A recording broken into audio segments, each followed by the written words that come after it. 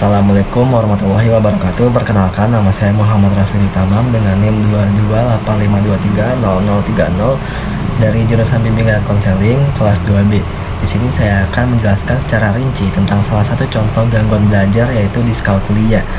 Video ini dibuat untuk memenuhi tugas UAS mata kuliah Bimbingan dan Konseling Belajar dengan dosen pengampu mata kuliah Ibu Meila Nurmala, SC MPD. Sebelum ke pembahasan materi, di sini saya akan memaparkan beberapa poin materi yang akan saya jelaskan nanti. Poin yang pertama di sini ada pengertian dari diskalkulia. Yang kedua ada jenis-jenis diskalkulia. Yang ketiga ada ciri anak yang diskalkulia. Yang keempat ada identifikasi anak diskalkulia. Yang kelima ada penyebab diskalkulia. Yang terakhir ada cara penanganan diskalkulia. Langsung saja pembahasan yang pertama. Di sini ada pengertian dari diskalkulia. Diskalkulia adalah gangguan kepiawaian dalam menggali matematika, baik itu menggali konsep bilangan, pengoperasian bilangan, dan penerapannya. Diskalkulia juga sebagai suatu kondisi yang dapat mempengaruhi kepiawaian seorang anak untuk mendapatkan keterampilan berhitung. Pernyataan ini sama dengan definisi diskalkulia menurut DSM-4, yaitu kekurangan kemampuan ke matematika yang diukur menggunakan tes terstandarisasi yang mempengaruhi pencapaian akademik dan kehidupan sehari-hari, serta tidak bisa dijelaskan oleh kekurangan kemampuan sensori ataupun pendidikan.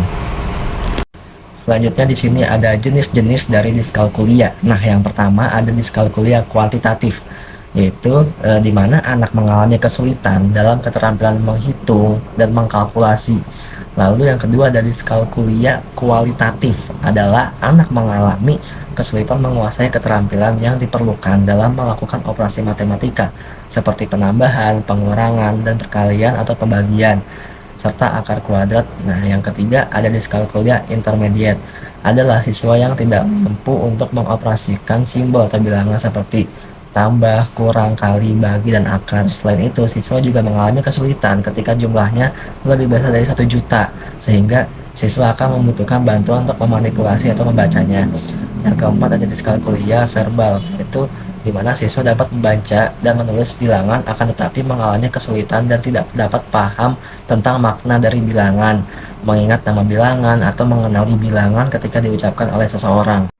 Yang kelima ada diskalkulia prognostik, yaitu siswa mengalami kesulitan dalam melakukan manipulasi sesuatu secara matematis. Misalnya, apabila membandingkan bilangan dalam melihat mana yang lebih besar atau yang lebih kecil, dia akan mengalami kesulitan dengan kuantitasnya, volume, atau persamaannya, baik secara praktis maupun sistematis. Nah, yang keenam di sini ada diskalkulia leksikal, yaitu siswa mampu membaca digit secara tunggal, akan tetapi tidak dapat mengingat dalam hal jumlah yang besar. Nah, yang ketujuh ada diskalkulia grafis, yaitu siswa mengalami kesulitan dalam menulis simbol dan bilangan matematika, baik berupa angka, lambang, dan sebagainya. Yang terakhir, yang ke-8 ada diskalkulia operasional, yaitu siswa mengalami kesulitan dalam melakukan operasi dan hitungan aritmatika. Selain itu juga memiliki masalah untuk melakukan perhitungan yang membutuhkan memanipulasi angka dan pemahaman terhadap simbol aritmatika. Oke, selanjutnya di sini ada ciri-ciri anak yang diskalkulia. Ada 2, yaitu yang pertama, kesulitan dalam mempelajari dan mengingat fakta-fakta aritmatika. Anak dengan gangguan diskalkulia mengalami kesulitan dalam mempelajari dan mengingat fakta aritmatika seperti makna dan sifat simbol angka, pembandingan, deret, dan lainnya. Nah, yang kedua ada kesulitan dalam melaksanakan prosedur perhitungan. Prosedur perhitungan tidak bisa dilakukan oleh anak dengan gangguan diskalkulia karena mereka kurang atau tidak mengerti maksud dari penggunaan simbol-simbol perhitungan seperti tanda tambah, kurang, kali, dan bagi. Kemudian di sini ada penjelasan tentang identifikasi anak yang diskalkulia. Yang pertama yaitu sulit melakukan hitungan matematis. Contoh, ia sulit menghitung transaksi, termasuk menghitung kembalian uang. Nah, seringkali anak tersebut jadi takut memegang uang atau menghindari transaksi atau apapun yang kegiatan melibatkan uang. Yang kedua, sulit melakukan proses matematis seperti penjumlahan, pengurangan, perkalian, dan pembagian atau konsep hitungan angka yang berurutan. Yang ketiga, tingkat perkembangan bahasa dan kemampuan lainnya normal, seringkali mempunyai memori visual yang baik dalam merekam kata-kata tertulis. Nah, yang kelima yaitu terkadang mengalami disorientasi waktu dan arah. anak ini biasanya bingung saat ditanya jam berapa sekarang, dan ia juga tidak mampu membaca dan memahami peta atau petunjuk arah. Yang kelima, mengalami hambatan dalam menggunakan konsep abstrak tentang waktu, misalnya mengurut kejadian masa lalu dan masa mendatang. Nah, yang keenam, ada sering kali melakukan kesalahan ketika melakukan perhitungan angka seperti proses substitusi, mengulang terbalik, dan mengisi deret hitung. Yang ketujuh, mengalami hambatan dalam mempelajari musik, terutama karena sulit memahami notasi, urutan nada, dan sebagainya.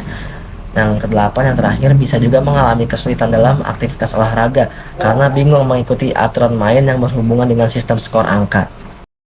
Yang selanjutnya di sini ada penyebab diskalkulia. Yang pertama, masalah kognitif, perseptual, dan kemungkinan faktor neurologis yang mendasarinya. Berbagai penelitian yang berkaitan dengan fungsi tertentu bagian otak seperti gangguan pada memori semantik dan memori kerja telah dilakukan, namun belum diperoleh hasil yang meyakinkan. Meskipun sebagian diskalkulia berhubungan dengan hal-hal tersebut, kesimpulan dari semua penelitian tersebut adalah kegagalan bawaan untuk memahami konsep numerik dasar dapat mendasari gangguan diskalkulia. Nah, yang kedua, faktor fisiologis, seperti kerusakan otak pada penghubung antara bagian parietal dan temporal otak atau keturunan. Yang ketiga, faktor lingkungan sekitar. Yang keempat, kelemahan dalam proses pengamatan, yaitu anak-anak tidak dapat mengamati nomor dan matematika secara keseluruhan. Di sini yang terakhir ada cara penanganannya. Gangguan diskalkulia berkaitan dengan masalah neurologis dan fungsi otak, sehingga untuk mengobati gangguan ini secara total tidak dapat dilakukan. Tapi hal yang dapat dilakukan adalah dengan melakukan penanganan supaya gangguan ini tidak mengganggu segi kehidupan anak. Nah, caranya adalah sebagai berikut. Yang pertama, penanganan harus dimulai di awal pendidikan anak. Sayangnya, gangguan belajar matematika atau diskalkulia ini biasanya tidak disadari dan sulit dideteksi cukup dini. Berdasarkan informasi baru, tersedia alat untuk membaca gangguan, yaitu RDS. Strategi baru yang dirancang untuk pendidik untuk membimbing dan membantu siswa meningkatkan non-performing tersedia. Yang kedua, perbanyak contoh-contoh konkret untuk memastikan pemahaman yang kuat sebelum melangkah kepada konsep yang abstrak.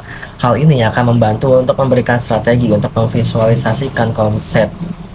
Nah, yang ketiga yaitu memberikan kesempatan untuk menggunakan gambar, grafik, kalimat, atau kartu untuk membantu dalam pembelajaran siswa, serta membantu untuk pemahaman soal dari contoh kehidupan sehari-hari.